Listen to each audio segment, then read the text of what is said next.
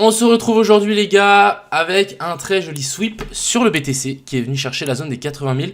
Donc l'objectif de cette vidéo, ça va être de se poser la question où est-ce qu'on va pouvoir short, comment short, c'est quoi les targets, analyser l'open interest, les funding, les liquidités qui restent, voir Ethereum, Solana, etc. Sur ce, je vous souhaite à tous un excellent visionnage, on est parti. Crypto, million. Crypto, million.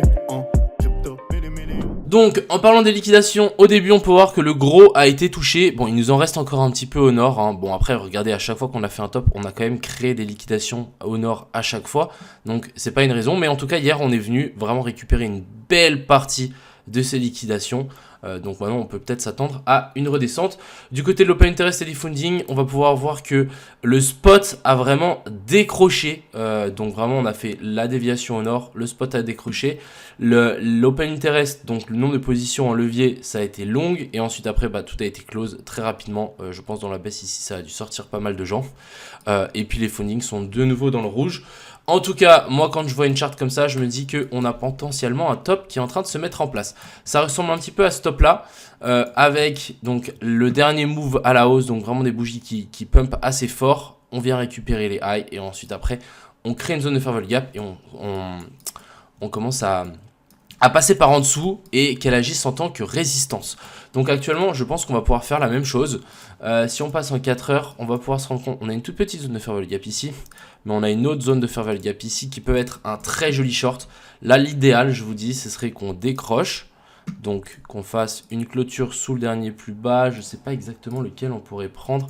Ah ouais, je pense qu'ici, ça pourrait peut-être suffire. Mais voilà, on fasse une clôture sous ces derniers plus bas et que ensuite, une fois qu'on a fait la clôture, on remonte chercher cette zone de fair value gap et ensuite on descend plus bas et c'est là où on pourra, à mon avis, trouver notre short parfait.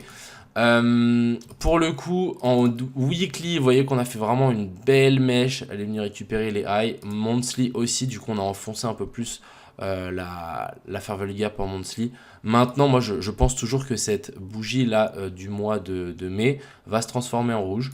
Donc, c'est qu'une question de temps pour la suite. Mais voilà, vraiment là, on a une zone de fair value gap aussi en 1 heure juste ici au-dessus. Donc, on peut peut-être s'attendre à un rebond, chercher ces zones-là et ensuite après partir à la baisse. Et quand je dis partir à la baisse, c'est que pour moi, c'est récupération de ces lots-là, voire même de ces lots-là, et qu'on fasse vraiment une vraie chute et que le bottom du BTC et des cryptos se fasse cet été, qu'on range, qu'on fasse pas grand-chose cet été. Ce serait l'objectif. Du côté du gap du CME, voilà, on est monté un petit peu plus haut. Tous les gens qui pensaient que, tous les gens qui s'attendaient à ce qu'on comble le gap CME+, bah voilà, c'est fait. On est venu le faire, donc très bien. Ensuite, qu'est-ce que je voulais vous montrer?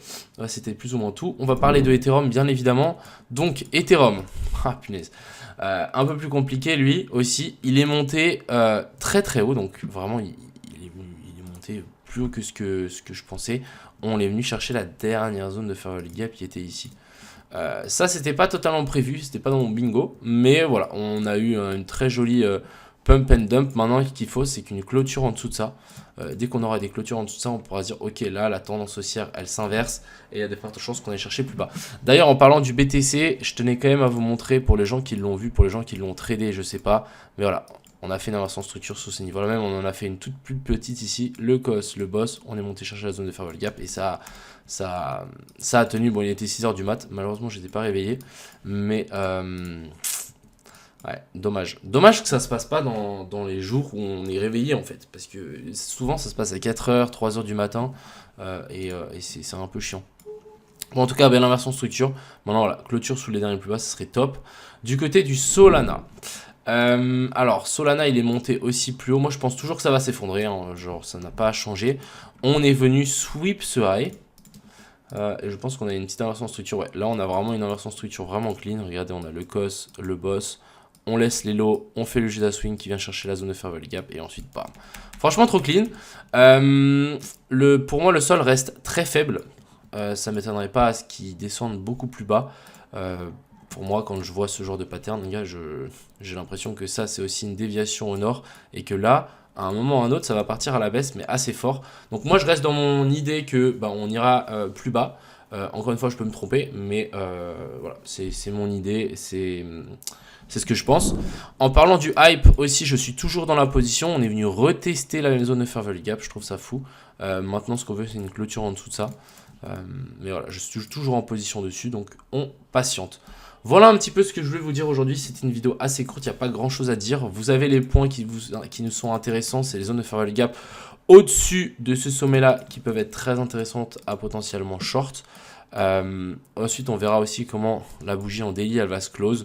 Si elle se close ici en rouge, ça va commencer à être un peu baissier. Enfin bref, voilà ce que je voulais vous dire aujourd'hui. J'espère que cette vidéo vous a plu. Je vous souhaite à tous une agréable fin de journée, une bonne semaine. C'était Optimion. Ciao.